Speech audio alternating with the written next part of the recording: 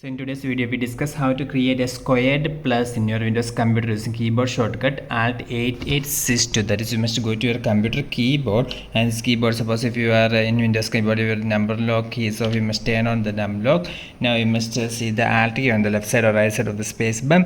You must press this Alt key. I am going to press this Alt key. I am not removing my finger from this Alt key. At the same time I am going to type here 8862. So after typing 8862, I release my finger from this Alt key. So you can see that inside a square there you can see a plus symbol, or this is a squared plus. So we have created a squared plus symbol. So you can try this after opening your Microsoft Word in your Windows computer for creating the squared plus. You must keep in remember this keyboard shortcut.